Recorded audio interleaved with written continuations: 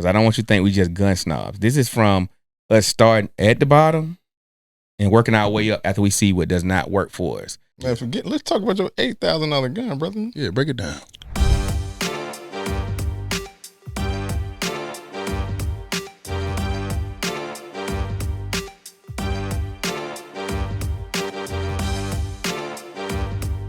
Welcome to We the People Podcast, episode 6. I'm Shelton, and I'm joined by the crew. All right. I'm Fred. I'm the dad of the Survivor Sisters and partner on We the People Podcast. Colin of Gunplay TV, competitive shooter, firearms instructor, extraordinary gentleman. My name is Nick, your sexiest canic shooter you ever seen this side of Mississippi. All right. Right. We got some housekeeping things to do. Welcome back to the podcast. This, like Shelton said, this is episode 6. A couple of housekeeping things to take care of. First of all, if you have not yet done so, please like, subscribe to this channel. If this is your first time on this channel, we talk about our perspective in the gun culture. And so go check out the previous videos. You'll love those. We appreciate the support, overwhelming support from all of our social media pages, the podcast. Keep commenting, sharing your thoughts, and we're going to keep asking. With that being said, gentlemen, we got a good one today. A good one today. Last week it was spicy. Yes. We got a good one today that probably everybody thinks about. Mm-hmm. What is your go-to rifle? Oh, yeah. I'm going to start with mine. Please. Oh, yes, sir. You see it. Mm. Now, out of the group, I'm a budget guy. Let that be known. Got to preface that. Just to let you know this is clear. Let that be known. I'm a budget guy. This is a Anderson. I probably paid about $4.99 for this gun right here. We have a side-mounted red dot for close range prism because I got eye problems. And so this is a 3-power. And I got this on here because it's multifunctional with just about everything you're going to do as a typical AR owner. I can stretch this out to about 200 yards, relatively easy. 100, anything close in with that, insanely easy. Just have a strap on here, typical random little strap on here. You need a strap. Besides that, got some tape on here, right there, iron sight right there. And that's it, man. I keep it simple. And this thing, it runs well, and I dare you to try me. In regards to competition, All right. in regards to competition, I dare you to try to outshoot me. With that being said, I'm going to pass it off to the homies. Shelton, you got a lot going on over there, brother. That thing is sexy. Man, you talk about what you spend on that. So this one's, I spent probably like $8,000.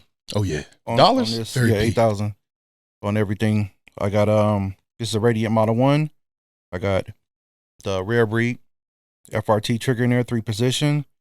I got the Arisaka 45-degree mount, but it's at the 35-degree with a Holosun 509 RD, and the primary arms PLXC. This is the RDB, the red light, the red.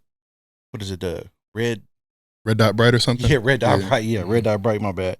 Yeah, and this is. I got a flatline sling. Yeah, and also got the driven arms. I got this I learned this from Colin right here. Got your little opening right here. Got some batteries. Oh, yeah. That's cute, man. Glass cleaner and a couple cute. little tools in there just in case. You never know. That's cute. You never know. You never know when you're gonna need that. So yeah, this is my all-purpose rifle. I shot it out only got out to like 300 yards. But yeah, and I got also a level. I just put that in there. Very nice. Badger ordnance level on there. So okay. Did you mention the can? Oh yeah, that's Trash Panda with a burn-proof suppressor guard. What do you want to call it? The suppressor Rat. Suppressor cover. That thing gets smoking when I get to FRT mode. Oh yeah. But yeah, this is my baby right here. It's clean. And I just wanted to build something. I was like, I don't care about the price. I just wanted to build something that that I would no longer look at any other rifles with envy. I know that I got the rifle that I want, and I paid whatever. It doesn't matter. And now I can just focus on training and bullets. Two ends of the spectrum here. Yes, sir. The boy got that Johnny Denzel money. Exactly. Yeah. Sheesh. Cry once, buy once, cry once. Amen. You crying for years on that one. Yeah. Cried just for a day or two. About a month on that one. Yeah, I'm gonna let Ray, go Kyle- ahead, man. I'm gonna let you wait. go because I know say you know that, all say the that. names. All right, man. So this is actually this is a custom build. So not so budget. Not quite as pricey as the Radian, but you kind of save some money when you build. So what I've got here is a 14.5. This is it has a Criterion barrel. Of course, on the tip, we've got the Surefire RC2 Mini. And this is kind of my general purpose do-it-all rifle, right? So I've got this is the VCOG from Trigicon, and on top of that, I have an RMR for that kind of close-up work. But again, this is a 1-to-6, so I can reach out 300, 400 yards relatively easy. Anything beyond that, you got to know your holds and know your rifle. But that Criterion barrel, very accurate. On that, I've got an adjustable gas block. This is something that I swear by. It's going to make the rifle just run that much softer, that much smoother. And all in all, it's sitting on an LMT ambidextrous lower. So not the priciest in the world, but certainly not the cheapest. And then, of course, the driven arms code. Got to have that to kind of balance things out. Guys leave furniture all around, charging handle. I do not have my sling on here. As you guys know, I am a strong proprietor of the sling. I was rushing in here. I left it in the car. It is with me. It's not on the gun. So, Man, talk about the custom paint job. Yeah. The paint job, man. Listen, this is all Radocan, so this is not professionally done. I did this myself. I just kept messing with it till it looks good. I won't lie, I was a little nervous. Maybe 80% of the job, it didn't come together to the very end. But all in all, very Gucci build. Again, you save a couple bucks when you build something like this, but not all that much. This is probably $6,000, I want to say, all in, maybe a little bit more. Yeah. Air socket light, the mod button, all of that. So very nice. Yeah. Okay, well, I don't have all those names together like they do. So Me either. when we're doing firearms, we put them together, and they're mission oriented. So it just depends. So what would I grab if shit hit the fan? More than likely, I would grab the 300 Blackout. And this is the Daniel Defense. This is Daniel Defense. What?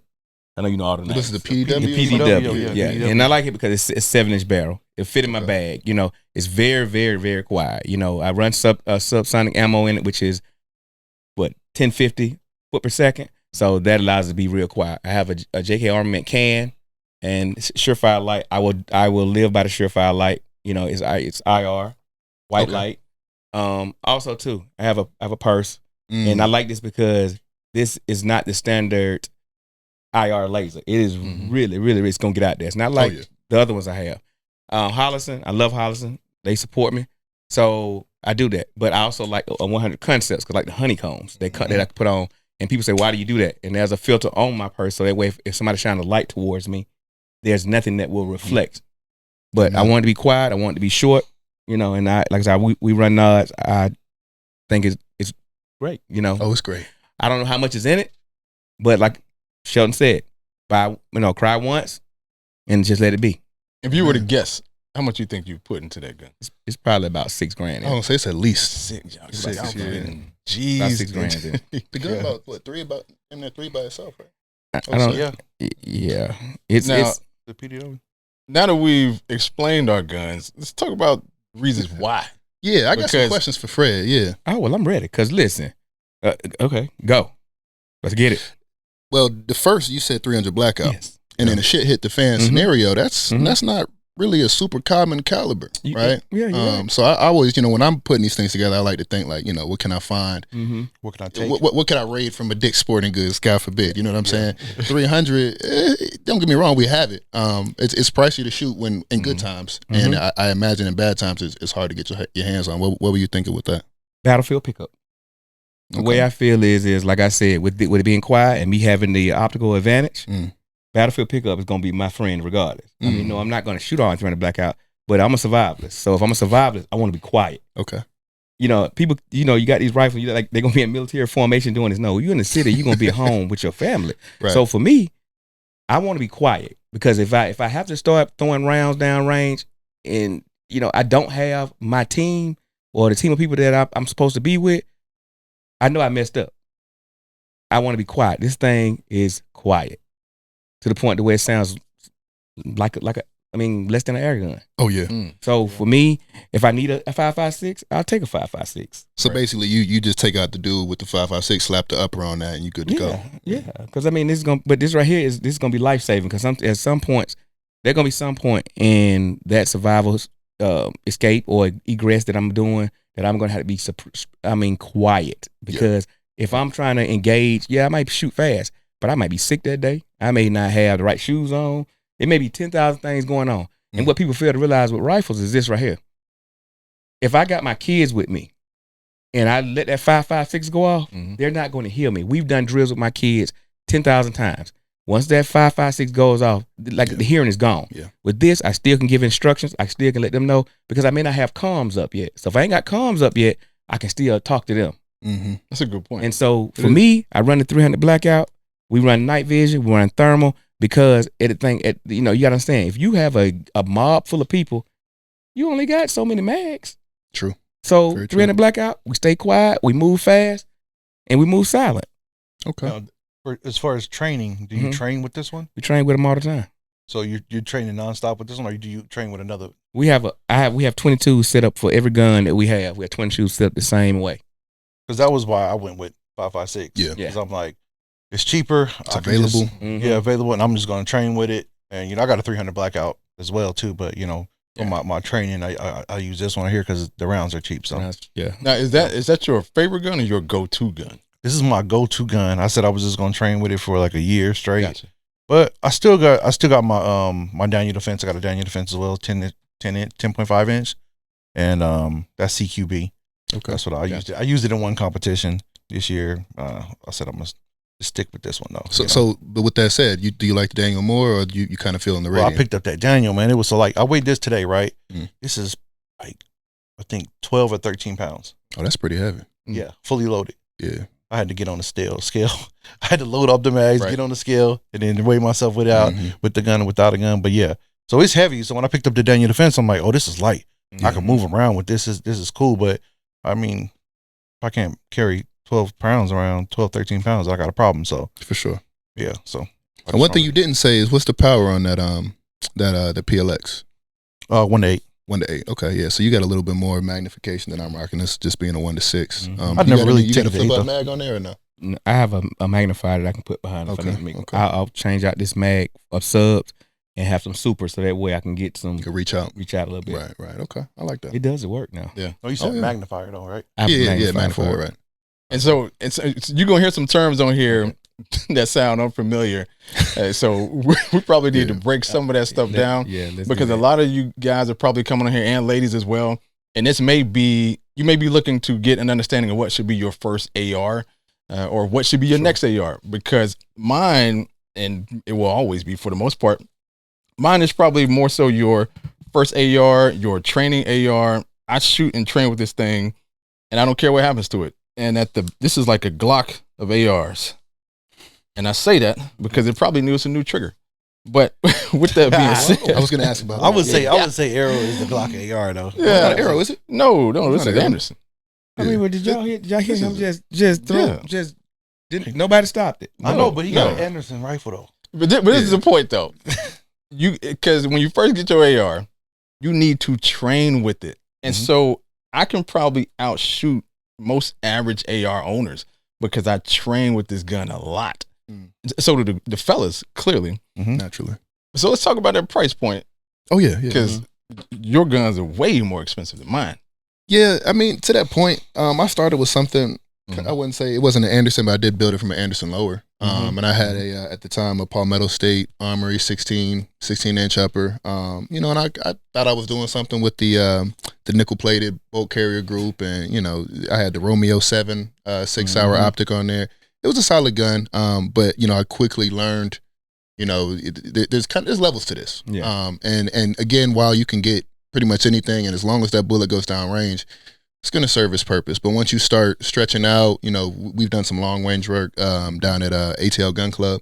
Once you start getting out there, right, you start to notice some of the differences in the barrels. If you're resting, do you have a free floated handguard, right? And that is, to your point, right? These are things that people might not know.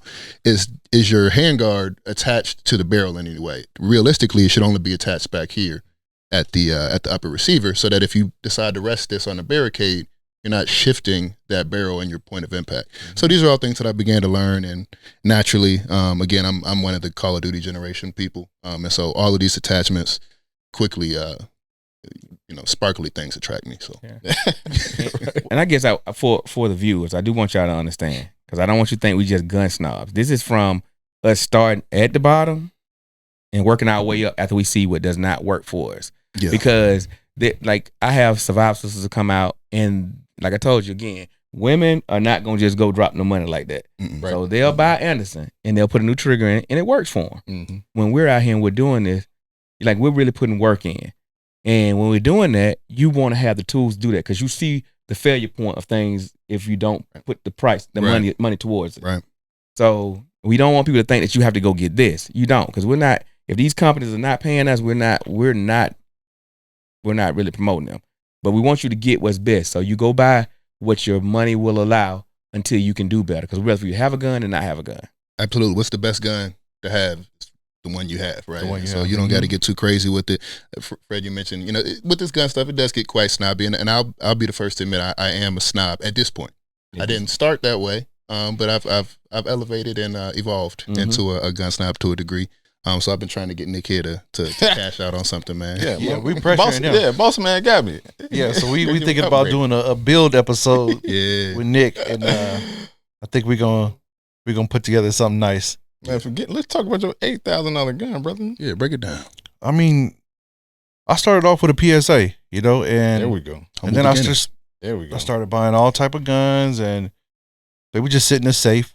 And then I would grab one new one every time I go out, and I'm like, I just want one that I can grab. And if I pay enough for it, no, that wasn't my logic. If I pay enough for it, I'm always grab that one. No, I just I knew the things exactly that I wanted. I wanted to be able to, have ambi controls. I wanted to be able to release my bolt. I used the bad lever on my Daniel Defense, is where you can lock the bolt back using a lever. It's like $30, right? But it's plastic and it's cheap, and so I wanted to. You have LMT, yeah. So you can lock his bolt back. I found all the things that I wanted. Like even I'm gonna get this Cerakote eventually, to all be one color. But I'm going through things and figuring out what I want to replace on this. Like this can gets really hot, so I may replace the can. What did you buy first though? When you got that rifle, what did you buy first? There was a complete rifle, so I bought the complete rifle. But I had everything kind of planned out. But I just did my research for every little thing. But he had everything planned out, because we actually were buying at the same time. And I knew I already had the can. So the scope had just came out. It was like 2 weeks old. Yeah. The Red Dot Bright PLXC. It's nice. And I had my list, and I was just researching each particular item. Yeah. And just, okay, I need this, and then just put it all together. But this comes from just years of spending so much money, wasting so much money on cheap stuff. I don't like cheap stuff at all. Like I don't waste my time with cheap stuff. So yeah, I mean, and you talked about, you bought it built, but you already had the kind of the accoutrements planned out. Like I'm the same way. When I'm building a rifle, like I've already got it laid out in my head, and it's just typically once I pull the trigger, no pun intended, on some of the main components, I just kind of snowball the rest. Now, there's different ways to do it. You can take your time, get yourself whatever red dot you have, run that until you can upgrade to something like an LVPO. Well, let me interrupt you. School the people on what maybe that first purchase may be on a red dot. So that's why I want you to break it down. Like clearly you got your knowledge. Yeah. But for somebody watching, what should I do first now that I got my AR? That's a good question. I would say sighting. Now a lot of guns, I see some iron sights over here. Shelton, you're running irons. And but you have two sighting systems on your gun. I think you need at least the one. So I would tell people, if you don't have the money for a red dot or a scope, start with irons. You need some way to aim the gun. That's bottom line. But once you do kind of evolve to electro optics and kind of high end glass, for me, I don't like the cheap stuff. But you got to make sure you're getting something that is to some degree tested. Right now, we all are familiar with EOTechs, and if you don't know what EOTech is, I guarantee you've seen one. There's Aimpoint, Hollow Sun is doing a lot of great stuff. Trigicon, you really can't go wrong with those four. Now then, you're going to kind of get some randoms out there, and you can roll the dice with that. But if you're gonna ultimately, this is your do it all, shit hit the fan rifle, right? You're trusting your life to that optic, right? Ultimately, that's a very important component. And I would also tell people, and I say this all the time on my channel, right? Your optic, frankly, is only as good as the mount. If your mount's not stable, your optic can be the best in the world. It's not going to be pointing where you were pointing. Exactly. And so I think we've all seen some optics fall off in action. Well, see, and that's the part about like when you say like when shit is the fan, and like we always talk about that where is it really going to happen? It's something we don't run into those situations that much, but we also go out and we train all the time. Right. And I don't want to go out and train and then my optic fall off, or it's not sighted right or something like that. It just messed up the whole day, and it's embarrassing. So it is. That's what it's about with me too. Like I'm also planning for that. I'm gonna make sure everything is good on when it's time to get down. But I'm training 2-3 times a week, and so I want it to be quality stuff that I'm using. So but look, better for it to fall off in practice than in a real world scenario. So at least get out there and test your stuff and make sure that the setup you got is solid. Exactly. And I don't want people to, like I said, I'm going to go back to this because I train a lot of people, a lot of females, a lot of people come out. You have to go out and see what it can do before you start spending money, because it may work for you.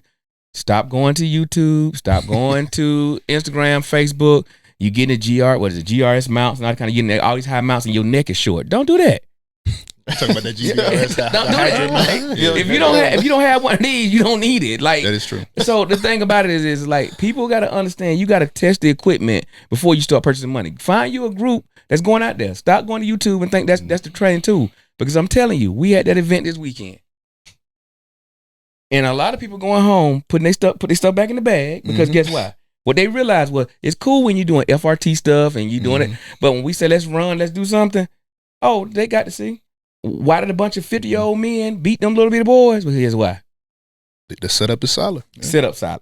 Amen. Setup solid. Don't fall in at your gun, the red dot. Don't stop going to Amazon getting scopes. Don't do that. Well, now, in defense of Amazon, you can still get some, like, for example, I've purchased hollow suns off of Amazon. Yeah. But you have to know what you're buying first. Yes. So if you know you want an EOTech, you can buy it from Amazon. But don't just go to Amazon and, there's a red dot and purchase that, because there's a lot of stuff out there that's airsoft grade. That is perfectly fine for, like, these play toys, but you put it on a real steel, you're getting some real recoil. It's not going to do what you want it to do. And one of y'all brought, I think it was Fred, training or just the purpose of your gun and logistic, like realistically what you're going to do with it. Right. And so for me, I think the furthest I've ever been out, or even really have access to, is about 100 yards. And that's, out in Barnesville. And so where at some point in time, I will upgrade. This is a 3-power scope. And so it is magnified. At some point in time where I will upgrade that to an LPVO, I literally have not had single need for it. And so, like you said, some of it's just need. Yeah. And so you got to think about that practical use of it. If your environment don't dictate it, don't buy it. If you're never gonna be in a place where you're gonna shoot 1,200 yards, don't go buy a magnified scope that's 5 by 25. Right. You got to be realistic, because like we said before when we talked about the pistols, your environment dictates a lot. Your situation. My thing is like, people will spend a whole bunch of money on guns, but not no money on their health. Right. That's true. You got to understand, like it has, like you said, a 12-pound rifle is a lot. If you're not in shape, you go out and do it every weekend. Yeah. So what do you can do it. You go out and do it every week. You can do it. But people who sitting on the couch, you play on the computer. Good luck, buddy. Let's not do that. Yeah. Because one thing about it is, like I said, what is your environment? What is your situation? What does it dictate for as your self-defense? Absolutely. Right. I mean, you see a lot of, like, you mentioned YouTube, and I think YouTube is a valuable tool. I learned a lot of, like, my introductory shooting techniques. I found on YouTube, and I was blessed to find good creators and knowledgeable people. But then you mentioned, right, there's a hype behind these things, right? The GBRS Hydra mount, I think is what you were referencing, right? Most people don't need that. And realistically, even if you got a rifle like we have here, there's really no need for a mount like that. Even if you do have a laser you want to mount, like, that's just not an ideal setup for most guns. And then, you mentioned the scopes. I think this is a big one, because I think about this a lot, right? I think you and I were talking the other day. I've been kind of eyeing an HK MR-762 to 308 HK. Mhm. Pricey rifle. But realistically, in the Southeast, we got a lot of trees, a lot of foliage, right? And it's kind of a slim chance that I'm going to have sight lines over 300, 400 yards. Yeah. Now, if you live out in Montana or Utah, where you can see 700, 800, 900, 1,200 yards at a time, maybe invest in that 5 to 25 optic. Mhm. But, here I find a 1 to 6, 1 to 8, kind of the sweet spot. If I need a little bit of magnification for PID, positive identification, I can crank it up to 6. And then again, I've got the red dot on there for, just the kind of everyday.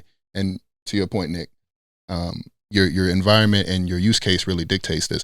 I've shot with this LVPO quite a bit, but I would say 85-90% of my shooting is done with that red dot, the RMR up top. I believe it. Because most of the ranges that you're going to find are either 25 to 100 yards.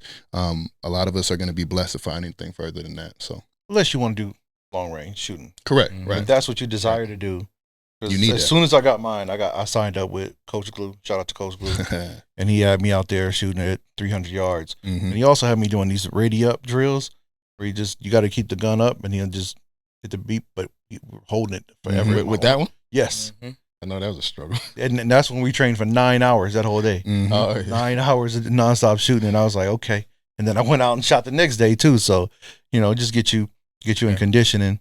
But yeah, you got to figure out what you want to do. So Nick, because we got to talk about your build coming up. Yeah, let's talk about it. I didn't even know that was a real thing. I Yeah, saw we that. gonna I do saw, this, bro. I saw that text message. No, we got to do this. We got to build this and we got to document it. So what do you want to do? Do you want to shoot out to that 100, 200? Honestly, I mean, again, I'm a very purpose-driven guy, so it has to make sense. Yeah. The chances of me going to, would I like to do it? Of course I would. But in the 4 years where I've really been serious about shooting, I've never even been to a range that even allows for that far to go out. And so honestly, the investment doesn't make sense on the return. Mhm. Hence why I bought this all together. With all of this is probably about $1,200. And so some of that stuff, it don't even make sense unless I'm going out there with Fred. So okay, so it sounds like you probably don't need a 18-inch. No, Right? no, You probably don't need another 16. You've already got a 16. I wouldn't even 14.5. I think is kind of a good compromise. But it sounds like you're looking at something like 11.5, Yep. 10.5. Yep. Something more CQB. Yeah. oriented. And I have a blackout in here for that, Okay. but the bullets are expensive. Exactly. Yeah, That's but why I don't shoot it. Man, listen, look, me and Shelton sent this man an entire parts of this build, and I'm just waiting for him to pull the trigger on it, man, because, I love to see you with it, brother. I think it's going to open your eyes, having that quality aluminum in your hands, man. It's gonna I do agree with that something. though. Sheldon let me shoot his gun this weekend. Yeah. Mhm. Yeah. Where were we shooting this The weekend? Daniel Defense. Yeah. Yeah. Like Yeah. I'm at the point now I can look at the finish and Mhm. tell, like, okay, yeah, that's quality. That's You quality. know what Yeah. I mean? Yeah, I started looking for your gun. I was like, man, should I just buy this whole thing myself and just do another build? But I was like, no, here I am. I'm doing this again. Yeah. But that's why I just stayed away from all the sales and stuff. But you got to know what you're looking for and know what Mhm. purpose it is. So you don't need no magnification. Mm-hmm. Right. You No, don't I know I that. need some. I mean, I can't have C. But Well, you can get So, a flip see, up. that's man. what I'm saying. That's Yeah, what yeah. flip up. So that's what Yeah, we're yeah. kind of getting to. So you can do a flip up Yeah. where you can Mhm. do a quick detach where you can take Mhm. it off. And if you need it, you could detach it. Listen, I'm gonna say this on the record. I need to see an EOTech on that next gun. And you know what? I No almost monster. put it on here just for that Man, reason. I wish you would have. I got one on my shotgun. I almost took Okay, it off my okay, shotgun okay. and put it on here for that reason. Yeah. But you hit a good point with price wise, the reasoning for what you're buying, and so Shelton believes. Most of these guys believe in buy once, cry once. Oh yeah, it's the motto.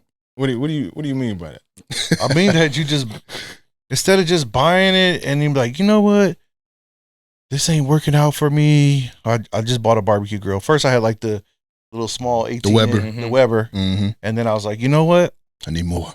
I need more. I'm ready to barbecue. Was that after you had mastered that grill and you felt like you now graduated to something else? Yes. Same thing I with you said you had a PSA at one point. Yeah. Yeah. But see, now it's a matter of how fast you graduate, Mhm. right? I think with the PSA, I probably had that rifle for maybe a year or two, and I was kind of learning the ropes. realizing, okay, this is a little long. Some of the attachments that I put on there were heavier than they needed to be.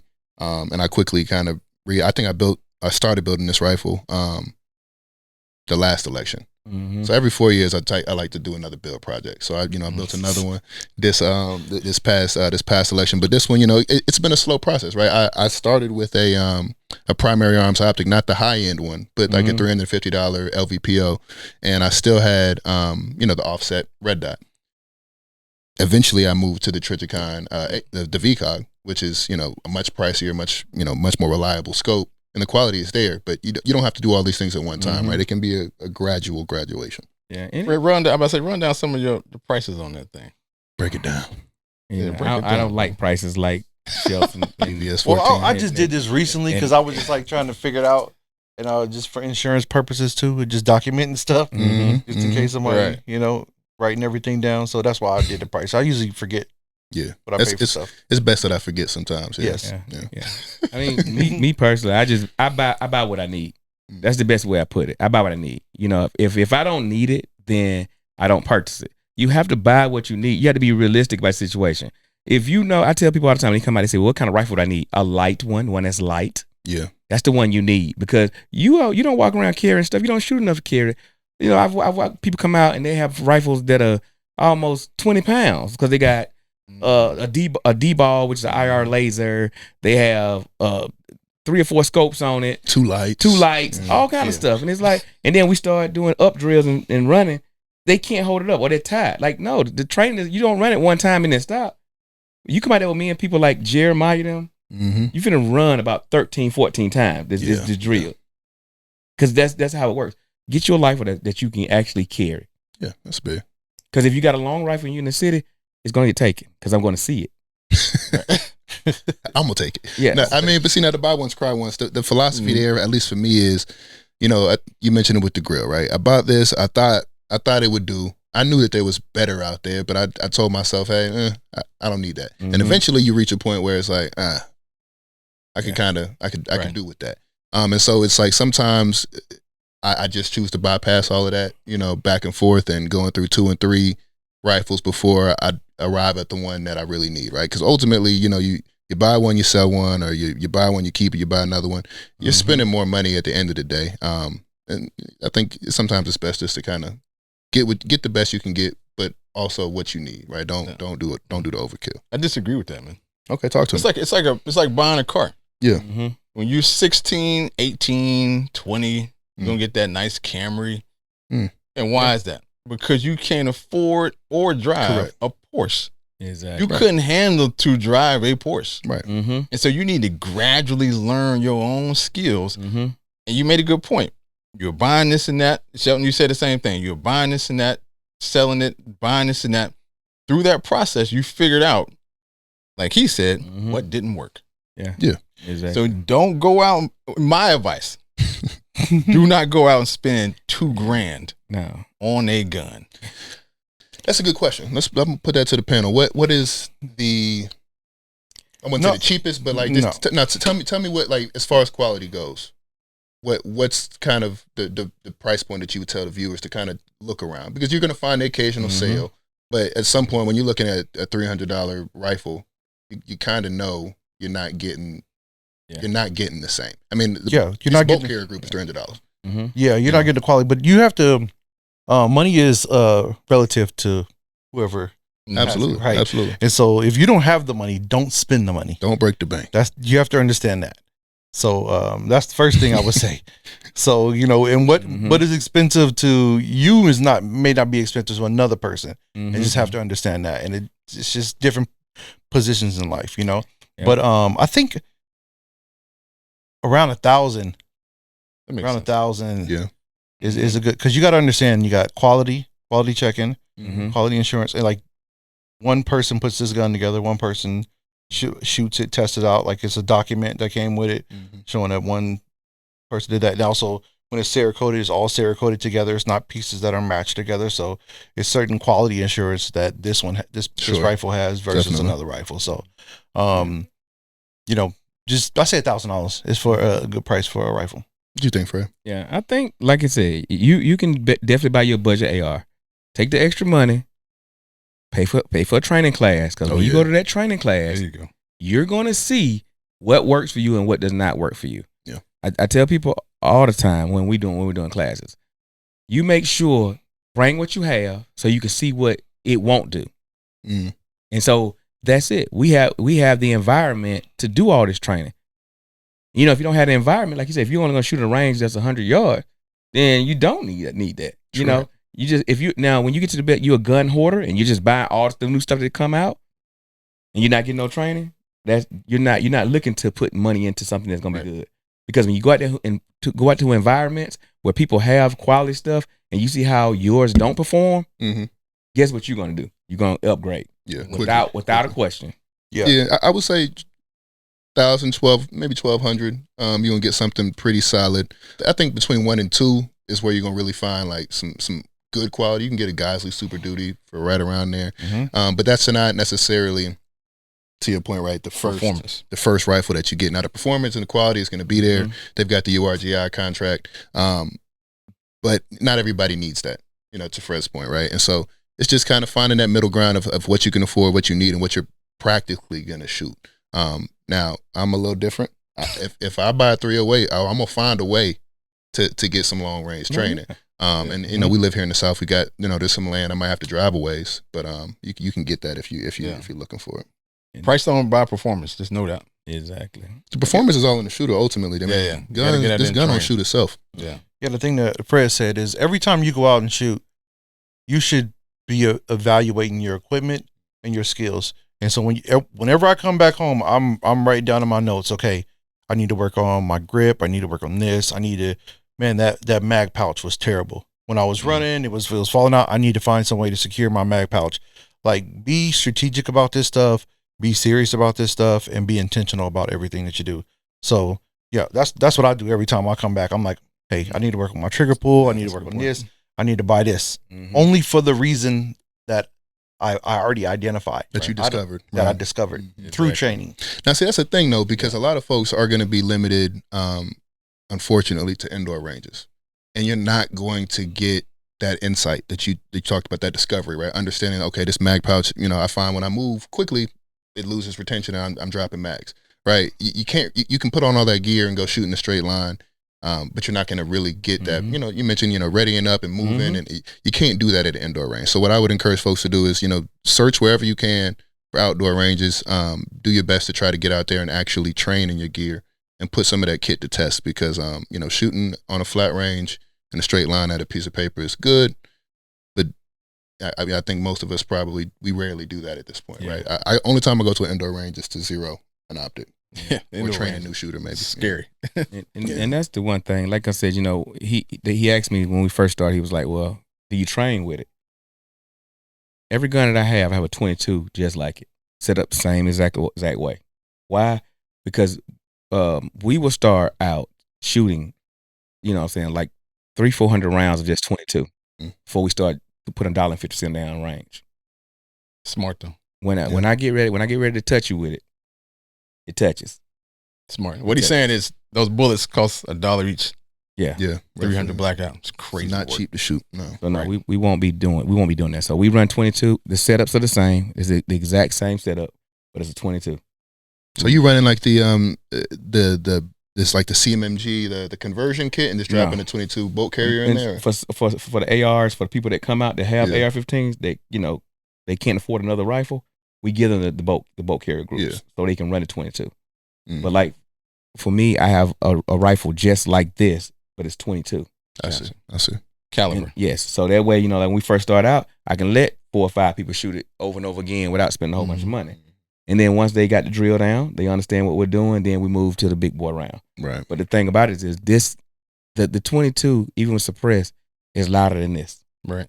Really? Yeah. Well, yeah, the 300 it's incredible crazy. How quiet it can get. Crazy. Yeah. Shelton, close us on out, man. We've all shared our stories about why we chose our rifles. These are our go-to rifles. Close us on out, man. I know we probably got a couple of housekeeping things you want to mention. Oh, yeah. We are everywhere now. iTunes, iHeart, Spotify. So if you want to listen to the podcast, you can go ahead and listen to it there. The store is up. We've been getting purchases every day. We appreciate that. Continue to comment. And yeah, that's it. That's all I got for like housekeeping. Man, listen, I think it's I just love to see all of this come together and kind of see everybody's mentality. I'm sure, you know, the viewers probably have some questions. So make sure you guys go down in the comments and let us know what you think, you know, which build you guys like, what, you know, feedback for us where we can improve. We're certainly happy to see that. But again, you know, shout out to the subscribers, those folks that are hitting that button. If you have not, please go ahead and hit it now. If you watched this far, you might as well. Yeah, and we should do a build list for each one of our rifles, because We can do I know that we're gonna be getting asked some questions. What was that? What was this? What was that? Yeah. So we do a build list. I'd be happy to do that. It's just a lot. It's a lot. Right. Say your closing remarks there. All right. Well, you know, like I said, man, you know, it's one of those things. I tell people to train. Like, you know, you got to go out. You got to find the environments to be able to do it in. Let the environment dictate the rifle build. You know, make sure that you're in good health. Like, you got to be in decent health. I look at myself. I got people that I run with. They check me all the time. You know, especially we start running and I'm huffing and puffing. They're like, yeah, you need to lay off donuts, man. It's over. Because that's it. We definitely have to focus on the training to dictate the rifle build. Absolutely. If you're not fit, you will die. Yeah. And what's a good way to find training? I was thinking about that too. Like, how can people that are, of course, Atlanta, y'all just hit us up. We tell y'all everybody to go train with. Yeah. But like going down to your local gun shops, talking with people there. Like, what's a good way to identify a good place to train? It's probably your best way. Yeah. Your best way is probably going to an indoor range and saying, where can I go find training? They probably have the most networks and connections to that. And so keep training by all means. Whether you're buying a $500 rifle, like Fred said, I think all of us have kind of echoed the training is probably the most important part of it. You'll start to graduate to some of these amazing Gucci guns. Oh yeah. And so you'll graduate to that. Like I said, you start off on that Honda and then you get to that Ferrari. That's right. But keep training, keep subscribing, keep listening, keep watching, keep commenting. We're going to try our absolute best to reach out to everybody who comments on the page. And to the next episode, you know, go back and watch the other ones. Please. We'll see you on the next one. Peace.